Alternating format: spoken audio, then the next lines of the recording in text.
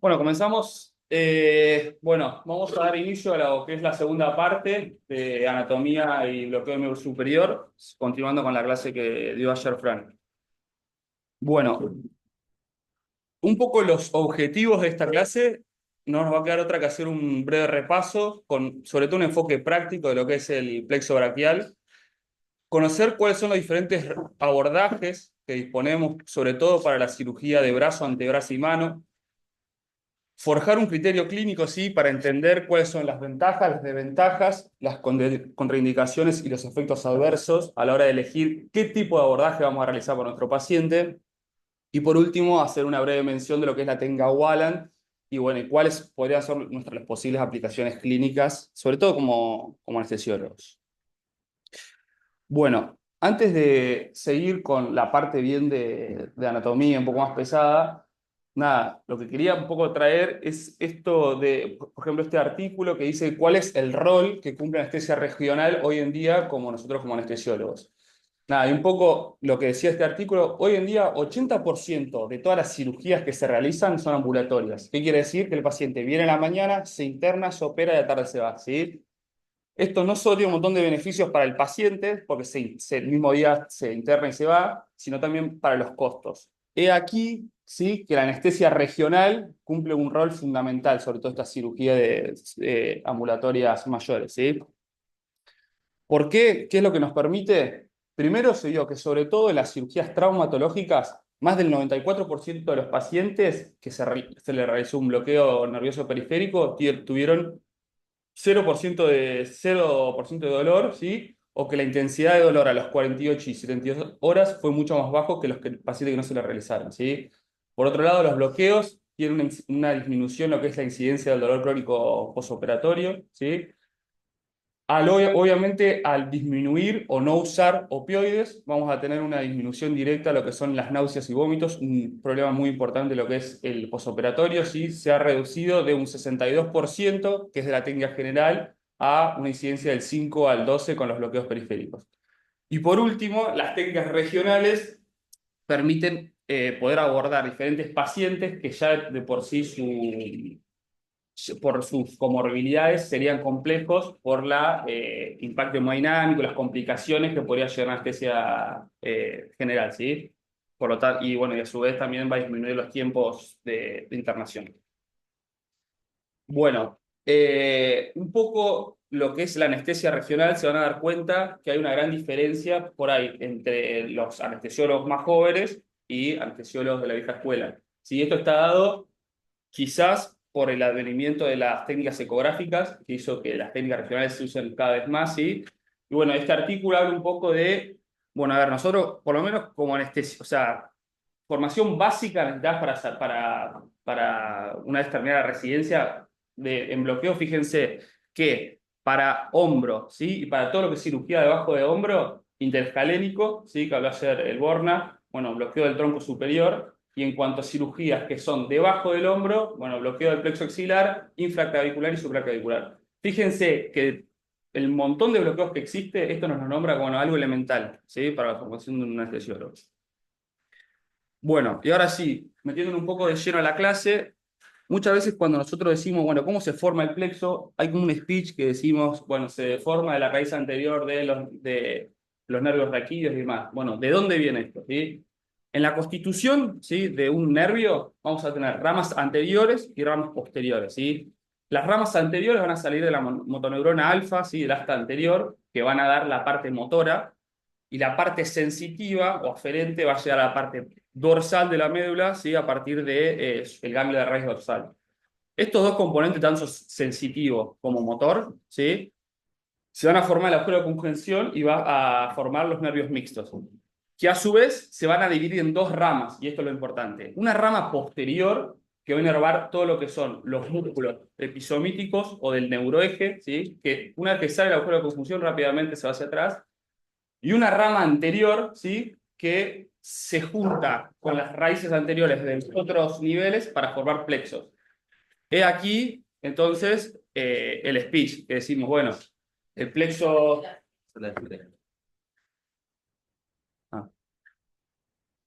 Aquí entonces, cuando nosotros decimos este speech de, bueno, el plexo braquial, uno de los cuatro plexos del organismo, se forma de la raíz anterior, ¿sí? De los nervios de C5, C6, C7 y C8, con la contribución de T4 y T1, ¿sí? Un poco para ver para repasar lo que vimos ayer con Fran. Esto es para ayudar a acordarnos, ¿sí? Los nervios, ni bien emergen de su agujero de conjunción, va a salir en forma de raíces, se van a meter entre el escaleno anterior y el escaleno intermedio. Estas raíces se van a juntar y van a formar troncos, que los troncos anatómicamente los vamos a encontrar entre estos dos haces del escaleno, ¿sí? Una vez que llega a la primera costilla, se va a dividir en tres ramas ventrales y tres ramas dorsales. Las ramas ventrales, una vez que sale, ¿sí? Del borde lateral de la costilla, nos va a dar la rama posterior, que es el principal responsable de todo lo que es la inervación posterior del brazo con el nervio radial. Después, el tronco superior y el medio van a formar el cordón lateral, que son responsables de la formación del nervio músculo cutáneo y del nervio radial. Y a su vez, una rama del cordón lateral con el medial van a formar lo que es el nervio mediano. Y bueno, ¿Hablo alguien?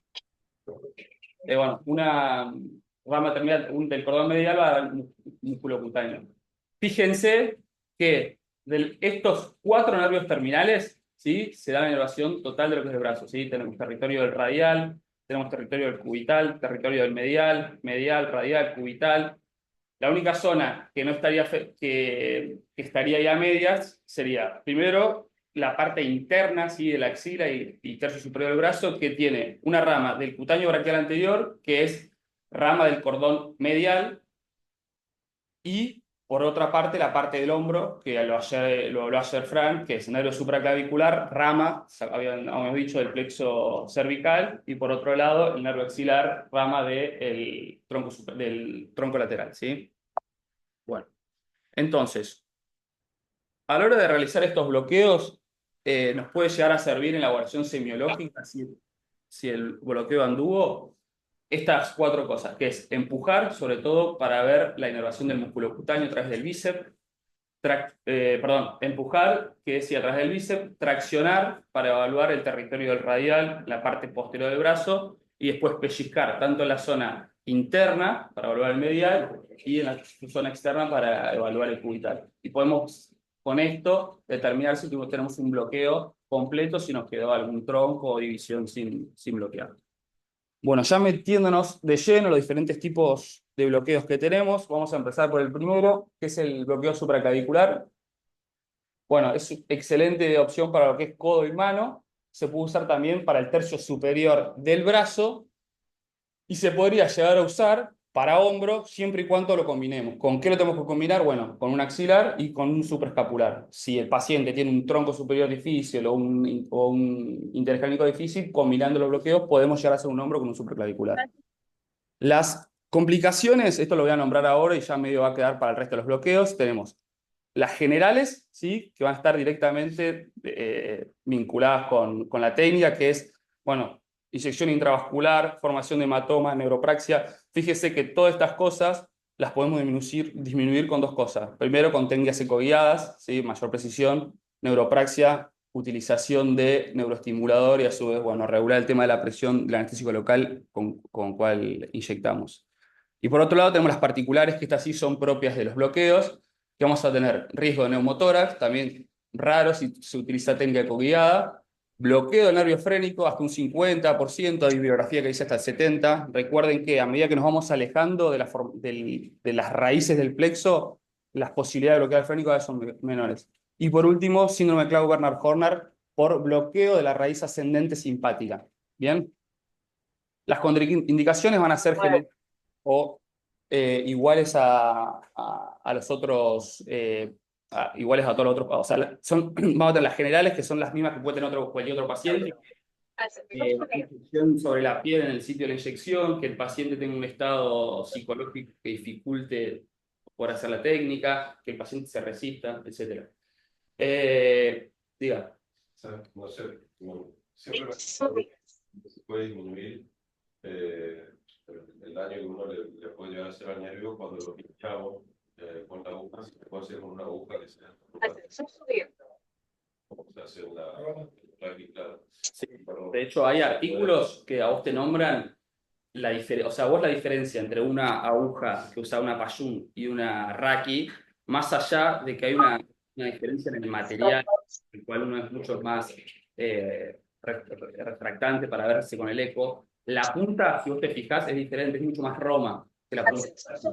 La punta Raki tiene mucho filo y vos a veces cuando lo querés hacer con la aguja de bloqueo te cuesta pasar el cuero, eso puede tener unos filos. Eso porque supuestamente se vio que las agujas de punta más roma tienen menos inducción nerviosa. O sea, tiene un porqué.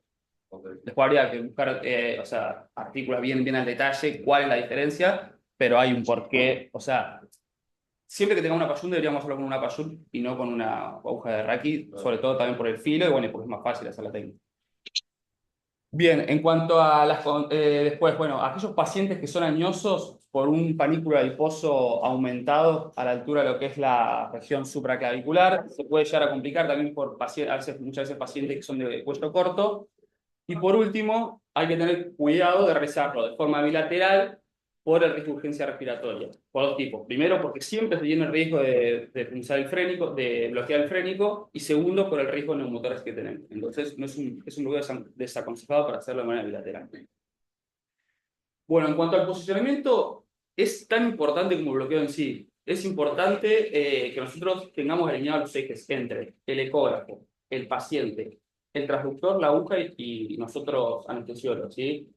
Si estamos con la cabeza girada mirando la pantalla, si no podemos alinear bien la aguja, nos va a costar mucho más. Para el tema el posicionamiento del supraclavicular está descrito de esta manera, ¿sí? Nos ubicamos en la cabecera del paciente. El paciente se puede ubicar en decúbito dorsal o se puede colocar un realce a la altura del tórax o darle un poquito de inclinación a la camilla. Es importante que el paciente gire bien la cabeza hacia el lado contralateral y se va a entrar, o sea, se va a colocar la sonda de manera perpendicular a la clavícula sobre la misma, o sea, por encima bien de la misma, y se hace un tilteo hacia profundo para encontrar el plexo, ¿sí? Y se entra de externo hacia interno, siempre en plano. Bueno, entonces, dos conceptos que quiero que más o menos vayamos aceitando a lo largo de que veamos cada uno de los bloqueos. Vamos a tener que ver nosotros, cuando realizamos cada uno de los bloqueos, qué es lo que estamos bloqueando. Ayer con Borna dijimos, bueno, cuando se hace un bloqueo interescalérico, vamos a estar bloqueando raíces, después vamos a bloquear el tronco superior. Y yo cuando arranqué dije que sobre la primera costilla, ¿sí? Los troncos van a dar las divisiones anteriores y van a dar las divisiones posteriores. Una vez que salen del borde externo de la primera costilla, que estaría acá abajo, van a dar las tres divisiones, anterior, media y posterior, que eso ahora después lo vamos a ver. Y por último, el pectoral menor, que se insertaría por acá a la altura del coracoides y desciende hacia las costillas, sobre el borde lateral, ¿sí? Del pectoral van a dar las raíces terminales. Entonces, fíjense cómo el escaleno, ¿sí? El escaleno posterior, medio, perdón, desciende, se inserta en la primera costilla, escaleno anterior también desciende, se inserta en la primera costilla y forma un compás o un arco que va a estar dispuesto por escaleno hacia posterior, escaleno medio hacia posterior, escaleno medio hacia anterior. En el medio va a estar el plexo braquial unido a la arteria, ¿sí? Lo que pasa con el plexo braquial entre los dos escalenos es la arteria. Fíjense, esto es la arteria subclavia. Y fíjense la vena subclavia que pasa por delante, ¿sí? Del escaleno anterior, en la misma zona, pero por delante. Bueno, y esto sería el espacio, nos quedaría limitado. Entonces, cuando nosotros vemos tanto la imagen anatómica como sonoanatómica, primero si quieren vemos esta, como para tomar una referencia. Nosotros cuando apoyamos el ecógrafo por encima de la clavícula, vamos a ver, idealmente, lo ideal sería palpar esternocleidomastoideo, ¿sí? 1 o 2 centímetros por delante apoyar el ecógrafo, por eso es que se va a ver parte del esternocleido, ¿sí? Y hacia abajo se va a ver directamente plexo con esto que habíamos dicho, vena o arteria. Bien, arteria subclavia, muy bien. Y si la vena la tendrían que localizar acá, no está, pero ¿hacia dónde la irían a buscar? hacia anterior. Bien, dijimos que entonces esto del escaleno anterior debería estar por acá. Bien, después tenemos escaleno medio, por debajo generalmente suele estar la primera costilla, dijimos, no siempre está, ahora después lo vemos si quiere, bueno, y por abajo la pleura. Entonces, cuando nos vamos a la zona anatomía, entonces, ubicando la arteria, es fácil ubicarnos, ¿sí? La arteria en el medio de la imagen, hacia atrás el plexo, ¿sí? Que esto, si nosotros tenemos que decir, che, bueno, ¿qué son troncos? ¿Son divisiones? ¿Son qué? Bueno, no importa. Ahora, esto dijimos que en esta altura los troncos van a dar las divisiones anteriores y posteriores. Es difícil todavía delimitar los cordones, ¿sí? Están dando las divisiones. De hecho, está descrito como un racimo de uvas. No se puede distinguir. Más allá de que uno puede suponer que esto es inferior, esto es medio, esto es superior, nada, está todo dispuesto como un racimo de uvas.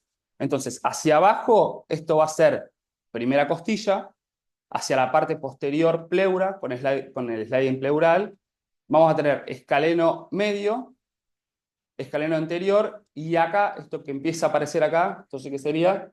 La vena subclavia, muy bien. Bueno, no siempre se ve, o sea, lo ideal es que sea la primera costilla también para tenerlo como referencia y como un reparo para punción pleural, pero hay que tener cuidado que muchas veces lo que se ve es la pleura y si te pasa acá, pinchas pleura, ¿sí?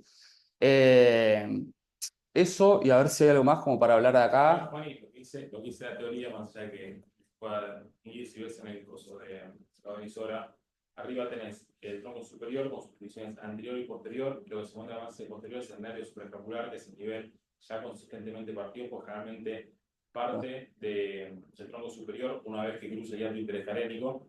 Pues abajo tenés el tronco medio con sus divisiones anterior y posterior, y por debajo de eso vos tenés el tronco inferior, que generalmente nunca se divide antes de pasar por la axila. En realidad, o sea, anatómicamente, lo que te muestra ahí el emisora es lo que se describe. Y si vos lo ves ahí, lo puedes distinguir bastante bien. Tenés, si vas desde la parte más superior, de donde está cerca de la subclavia, hacia el posterior, ahí tenés el tronco anterior del tronco superior, para atrás tenés la división posterior del tronco superior, y más atrás el nervio ese redondito, no, ¿Este? no, vos tenés esto, ah, vamos.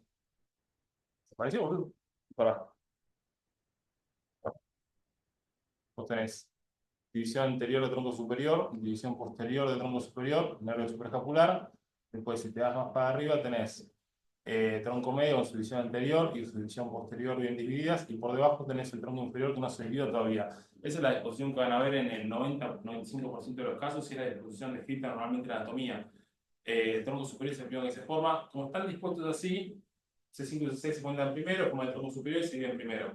Después le siguen C7 y C8, que pasa lo mismo, y T1 es muy horizontal y tarda mucho en llegar y en unirse con el resto. Entonces acá generalmente el tronco inferior lo encuentran como Solo y más profundo. Pero bueno, puede variar. Perfecto, bueno, pero se dan cuenta que es complejo diferenciar la estructura acá. Lo importante es que anatómicamente está descrito como se ve en racimo de uvas, y eso es el plexo, ¿sí? Bueno, en cuanto a la inyección del anestésico local, central externo hacia interno, lo ideal es hacer dos inyecciones, una entre la parte media y la parte inferior. Una vez retirado, nos vamos y agarramos todo lo que es el tronco superior, ¿sí? Muchas veces, cuando sea una sola inyección, sobre todo en la parte inferior, es normal que quede en la parte inferior del plexo sin bloquear, por lo tanto, no tendríamos bloqueo del cubital. Por eso, lo ideal es hacer doble inyección. Y otro detalle: hay una arteria ahí en el medio de todos los. En realidad, en el medio del tronco medio y del tronco inferior. ¿Qué arteria es? No, No, la economía es mucho más abajo. no sé. ¿Qué? ¿La mamaria? No, tampoco. No sé. Las cervicales transversas generalmente tienen relación con el tronco superior, no con el medio y el inferior. Es solamente esa arteria supraescapular, que es una rama de la arteria subclavia, que pasa entre el tronco medio y el inferior. Si seguramente algunos de los puntitos que ustedes ven ahí no corresponda a un elemento nervioso, sino que es un elemento vascular. ¿Cuál es el concepto que se lleven? Acá pasan dos grandes arterias normalmente, a veces venas también, que son las arterias cervicales transversas y las arterias supraescapulares. Entonces, cuando ustedes van a hacer un bloqueo acá, lo más seguro es hacer las inyecciones como están marcadas ahí. Las inyecciones son en la parte más lateral y posterior del plexo. ¿Por qué? Porque no suele haber arterias ahí. O sea, no es casualidad la localización de las agujas ahí. Las arterias no suelen pasar por ahí, y siempre que vayan a hacer lo que ahí, pongan color antes y fíjense bien, porque siempre hay una arteria pasando, y si bien no es probable que no pasa absolutamente nada, evitar un levantón al paciente me parece que es buena práctica. Bien, bueno.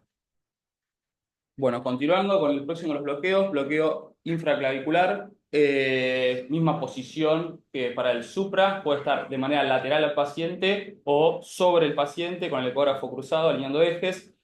Y acá lo que está descrito es que el paciente, si está en condiciones de producir abducción y flexión del antebrazo, estaría indicado porque levanta la clavícula y expone mucho más el plexo, ¿sí? Se hace mucho más sencillo verlo. Entonces, del infraclavicular vamos a tener dos abordajes descritos. Uno es el coracoideo y otro es el medio clavicular, ¿sí? La diferencia es, en el abordaje coracoideo, el ecógrafo se va a apoyar 1 centímetro por debajo de la eminencia ósea que se puede palpar de la coracoideo, ¿sí? Sobre el pectoral mayor y el pectoral menor. Y en el caso del abordaje medio clavicular, la disposición del ecógrafo es de manera paralela, ¿sí? A la clavícula, bien por debajo de la misma. Entonces, fíjense que cuando hacemos el abordaje infraclavicular, lo que vamos a estar viendo es división y comienzo de formación ¿cómo se llama?, de los cordones, y cuando lo hagamos de manera coracoidea, donde el ecógrafo va a estar acá, ¿sí?, por encima del pectoral menor, ya vamos a tener bien constituidas los diferentes ¿cómo se llama?, cordones, anterior, medio y posterior. Entonces, en cuanto al abordaje coracoideo, lo que vamos a ver es pectoral mayor, bien hacia arriba, ¿sí? Hacia abajo, pectoral menor, y por detrás la arteria, ¿sí?, y la vena. ¿Qué arteria y qué vena? Bueno, ya a ver, es la arteria y la vena axilar, ¿sí? Alrededor de esta vamos a tener los cordones que van a estar dispuestos, se nombran de medial, profundo y lateral. Medial, profundo y lateral en base acá, en base a la arteria, ¿sí? Fíjense que esto está cefálico, una vez que pase hacia el brazo va a quedar lateral. Esto está profundo, la arteria va a ser profundo, y esto está en la parte inferior, entonces cuando pase al brazo va a quedar de manera medial. Entonces, lateral, posterior y medial, ¿sí?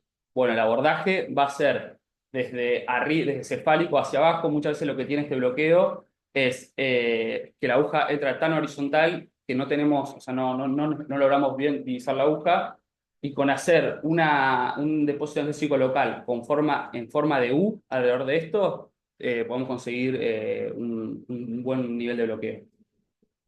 Bueno, por otro lado tenemos el abordaje medio clavicular, que es exactamente igual al supra, nada más que el ecógrafo se apoya por debajo, y lo que vamos a ver hacia arriba es pectoral mayor. Acá no se va a ver pectoral menor, sino que se va a ver esto, que es subclavio, ¿sí? Vamos a ver la arteria con, teóricamente, lo que está escrito en el libro acá es que uno ya podría divisar los cordones anterior, lateral y medio. La realidad es que es difícil darse cuenta cuál es cada uno de esos cordones, pero bueno, se vio que entrando también de manera lateral a mediar, aplicando en el corner pocket o en forma de U alrededor de la arteria, también se puede lograr un buen nivel de bloqueo.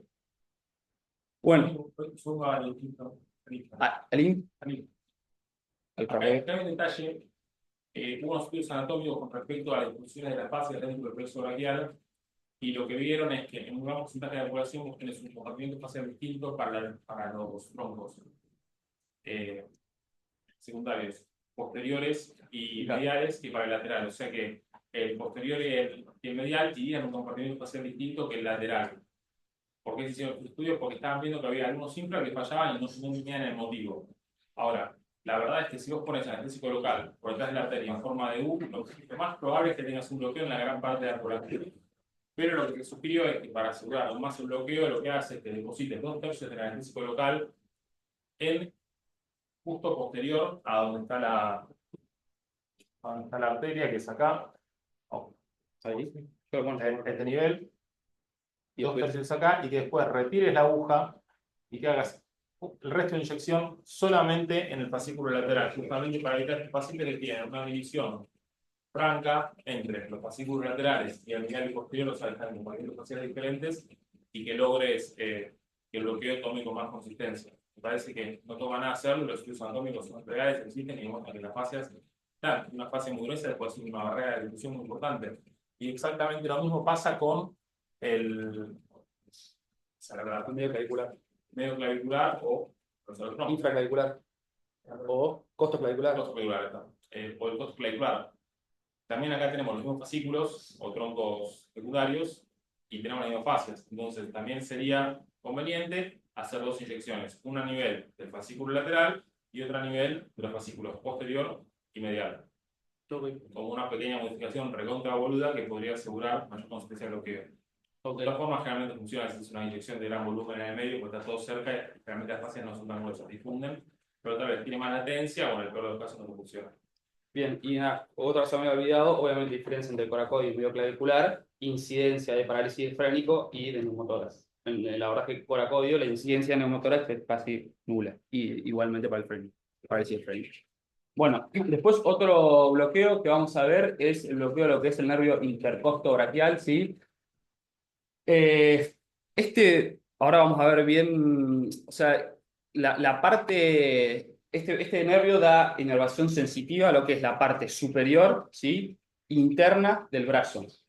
Estaría indicado en aquellos abordajes que van a ser sobre el tercio distal del brazo y pueden tener implicancia un poco más arriba. Y también lo que decía en el libro, que ahora después lo vamos a ver, es que podría estar indicado para la presión que realiza el manguito en cirugías de brazo y muñeca, ¿sí? Entonces, el intercosto braquial lo que tiene es que es un nervio que no es directamente rama del plexo braquial, sino que es una rama colateral de intercostal a la altura de T2. Por eso, no hay ningún tipo de bloqueo del plexo braquial que lo pueda abordar y hay que ir a buscarlo de manera aislada.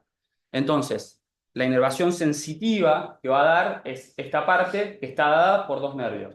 Por un lado, el cutáneo medial del brazo, rama del fascículo medial, como vemos acá, y por otro lado, el, el intercosto braquial, que es rama colateral de T2, ¿sí? Y que pasa la axila por esta parte, ¿sí?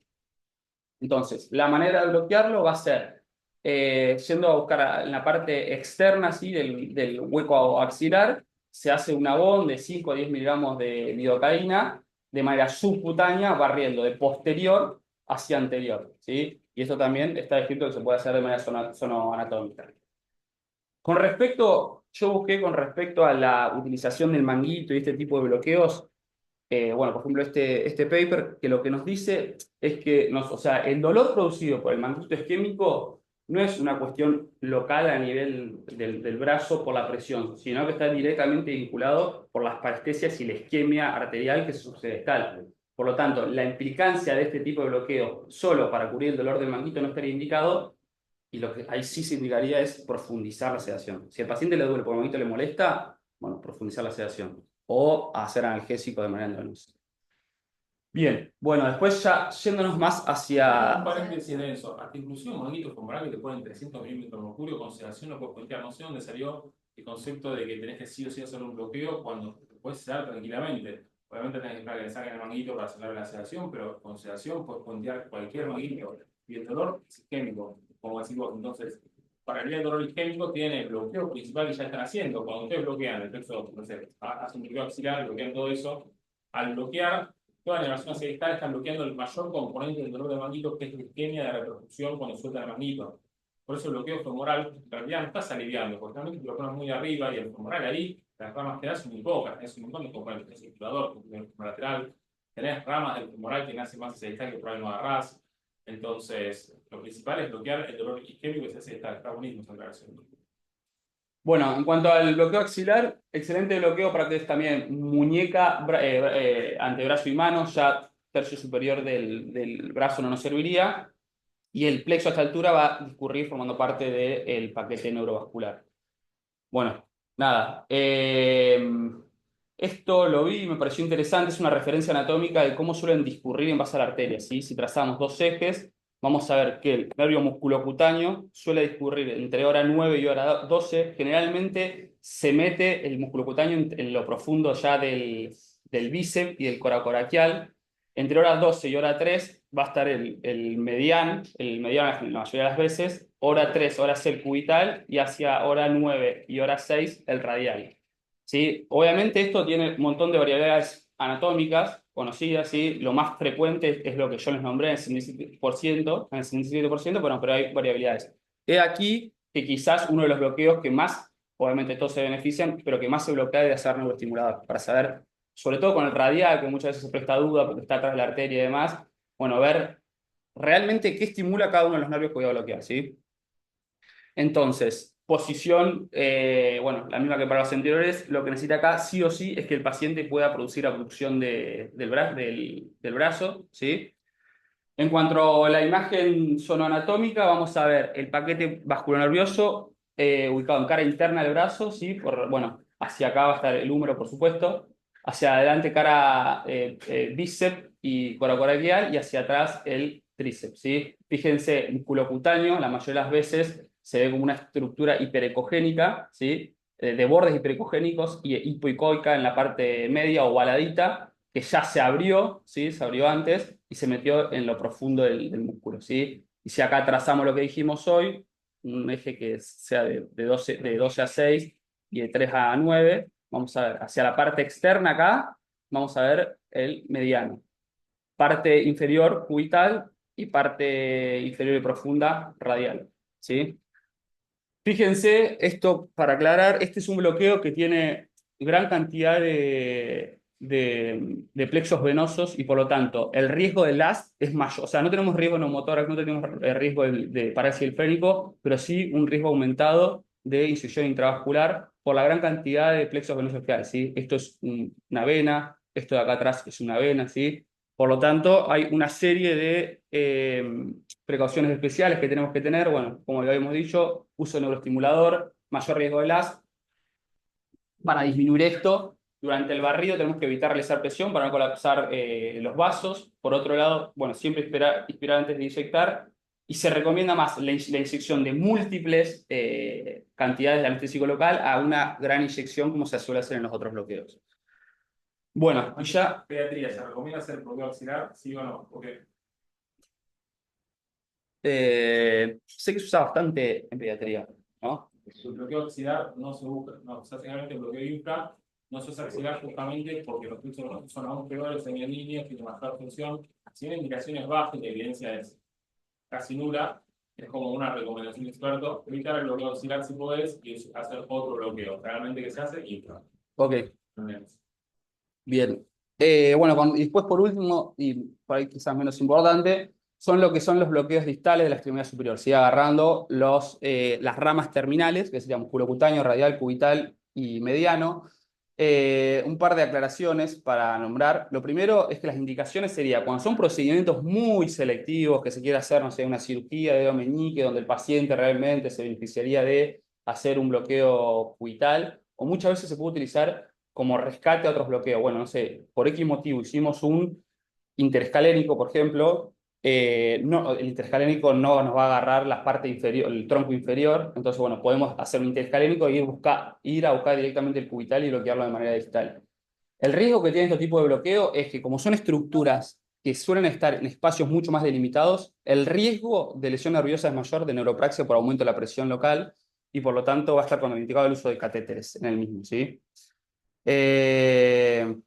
Bueno, en cuanto al nervio mediano, obviamente se va a formar el cordón medial y lateral del plexo braquial, va a pasar al antebrazo a través del conducto bicipital interno y se va a localizar entre el flexor superficial de los dedos y el flexor profundo, ¿sí? Entonces, cuando nosotros veamos la imagen, ¿sí? Le podemos pedir al paciente que abra y cierre la mano y entre flexión profundo y superficial se va a ver una estructura hiperecogénica a la altura del tercio medio del brazo que se va alejando de la arteria cubital. Bueno, eso es el nervio mediano. Por otro lado, tenemos nervio cubital que va a pasar al antebrazo entre el epicóndilo y el olecranon en la parte posterior del codo, y el mismo, para realizar el bloqueo, lo vamos a ir a buscar pegado, ¿sí? En la parte inferior del antebrazo, pegado a la arteria cubital. Fíjense, esto es la arteria cubital, antes de pasar a la mano, y hacia medial, siempre se va a encontrar a medial, a diferencia de acá, por ejemplo, que lo que se ve es el mediano, hacia medial se va a ver el cubital. Y por último, el radial, que lo que está hay varios, o sea, estos bloqueos los podemos ir a buscar a diferentes alturas del brazo y el antebrazo, ¿sí? En el caso del radial, una vez que pasa al antebrazo por el conducto occipital externo, se va a ir en dos ramas, una superficial y una profunda. Por eso es siempre, para que sea un bloqueo mucho más completo, irlo a buscar por encima del codo, ¿sí? Saliendo del canal de torsión del húmero, se va a ver en el interior del tríceps como una estructura hipercogénica profunda, ¿sí? Bueno, y por último, y ya terminando, dos conceptos de técnica de Wallan, ¿sí? De test, de tesina de Wallan, que lo que significa, bueno, es Wave Away Local Anesthesia Not Tourniquet, que significa anestesia local, ¿sí? Sin la presencia de torniquete y con el paciente despierto. Básicamente, un par de conceptos que, nada, me parece que es lo que tiene que llevar, o por lo que yo pienso que es lo importante. Bueno, es una técnica que se usa anestésico local más adrenalina. Las proporciones que suelen usar es anestesia Lido al 1, Lido al 2, con epinefrina 1 en 100.000, que es la dilución que habíamos hablado el otro día, ¿sí? 5 gamas por mililitro. Se puede utilizar, si el bloqueo va a ser un poco más duradero, se puede mezclar con clorocaína. Y bueno, esta técnica se desarrolló en el 2005, un cirujano de mano la hizo. Es una técnica que se utiliza sobre todo, o sea, se desarrolló para hacer cirugía de mano, ¿sí? Los tipos lo que querían era evitar el uso del torniquete. ¿Para qué? Para que el paciente durante la cirugía pueda mover parte de la mano. Y segundo, es una técnica que se utiliza mucho de rescate en lugares que no cuentan con muchísimos recursos de anestesia. ¿Por qué? Porque hacen los traumatólogos en una sala de procedimientos sin anestesiólogo y se defienden ellos, ¿sí? A esta solución muchas veces le agregan bicarbonato, que funciona como sustancia tampón para bajarle el pH a la lidocaína. Y bueno, y durante mucho tiempo fue controvertido la aplicación porque el hecho de usar epinefrina sobre cirugías de irrigación distal, como son los dedos y demás, los libros de texto antiguos decían que tiene riesgo de necrosis. Bueno, hay un montón de estudios que evaluaron anestésico local en más de 3.100 dedos y se vio que ninguno de todos ellos informa isquemia sobre la región distal. Y aquí me parece lo importante, por lo menos como anestesiólogo, porque esto es una técnica que el anestésico lo va a poner el traumatólogo, ¿sí? Es para, no sé, para dedo en resorte, para ruptura de tendones y demás. El anestésico lo pone 20 minutos antes el cirujano, por lo tanto, nosotros como anestesiólogos, me parece que lo que nos tenemos que llevar son estas 4 o 5 cosas. Primero, conocer que la técnica existe y hay disponibilidad, y frente a algún paciente con alguna, no sé, comorbilidad donde nosotros podemos llegar a dudar de hacerlo, bueno, es una técnica más con la cual podemos contar. Después, supervisar qué dosis de anestésico local están haciendo los traumatólogos. Recordemos que esto es lido con epinefrina, así que es 7 miligramos kilo hasta un máximo de 500 miligramos. Por otro lado, aquellos pacientes que tengan un riesgo aumentado de sufrir, no sé, necrosis, como puede ser un Raynaud o alguna ateropatía periférica muy grave y demás, que nosotros lo podemos llegar a considerar. Y por último, tener siempre a mano fentolamina, que es un bloqueante de los receptores alfa 1 y alfa 2, como antídoto en caso de sobredosificación, que puede ser ya sea sistémica, donde se puede hacer endovenoso, o a nivel local, se puede aplicar intramuscular si hay difusión, bueno, de manera local. Entonces, la administración es 1 a 5, la ampolla viene de 10, 1 a 5 miligramos por vía endovenosa y se repite conforme bajan los niveles de presión arterial de 5 a 10 minutos. Nada, y por último, un disparador y ya nos vamos. Eh, Nada, para pensar un poquito todo junto un par de cosas. Bueno, paciente de 24 años, es traído por ambulancia a la guardia de su institución. El paciente sufrió un accidente automovilístico hace 1 hora que le produjo una fractura de antebrazo. No refiere a antecedentes clínicos ni quirúrgicos, refiere que se accidentó cuando salía de un cumpleaños de un amigo. Bueno, este es el paciente y esto es la fractura. Entonces, nada. ¿Qué piensan del paciente, cirugía además, y bueno, qué abordajes terapéuticos plantean? Bueno, nada. Infraclavicular. Bueno, bien, por eso un infraclavicular. ¿Qué otro bloqueo se le ocurre? Axial. Axilar. Bien, ¿qué otro bloqueo? O sea, axilar del plexo. Axilar, ok, bien, axilar. Bien, ¿qué otro más? Dijiste infra, axilar. Bueno, podríamos hacer un supra, podríamos hacer un intergalénico más ir a buscar el cubital. Hay un montón de opciones, no importa. O sea, yo quiero que queden dos conceptos. Lo primero es que para hacer una misma cirugía hay un montón de bloqueos disponibles. Nada más que nos tenemos que adecuar a lo que mejor se va en el paciente, ¿sí? Y después, fíjense la importancia, este paciente, retrognática, posible vía aérea dificultosa, no cumple ayuno o ayuno dudoso. Cirugía, no me acuerdo de la clasificación de Gustillo, pero este debe ser un Gustillo alto, no me acuerdo ni el 4, no me acuerdo ni el número. Pero bueno, estos son cirugías que son, dentro de las pocas urgencias traumatológicas que existen, es una de las pocas urgencias traumatológicas que existen. Por lo tanto, es un paciente que se tiene que operar a la brevedad, ¿sí? Paciente no cumple ayuno, vía aérea dudosa. Fíjense, más allá de, obviamente, todo lo que yo nombré a lo primero, de que tiene menos dolor postoperatorio, que el paciente no lo dormimos y demás, fíjense, tener claro un montón de técnicas regionales, cuando más tengamos mejor, nos puede, en pacientes con ayuno dudoso, en pacientes con vía aérea dificultosa y demás, nada, una herramienta más que nosotros contamos para llegar al mismo resultado por caminos diferentes, ¿sí? Bueno, nada, eso como digo, como reflexión final y después ya vamos a los talleres, más cosas y demás. No sé si hay alguna duda o algo. Sí, pero-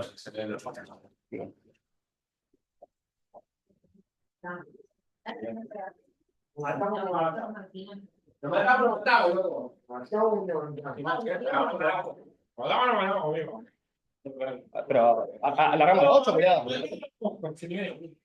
Ah, mira. Ahí voy, ya rajo. Amigo, nos matamos. ¿Qué voy a armar? ¿Qué voy a armar?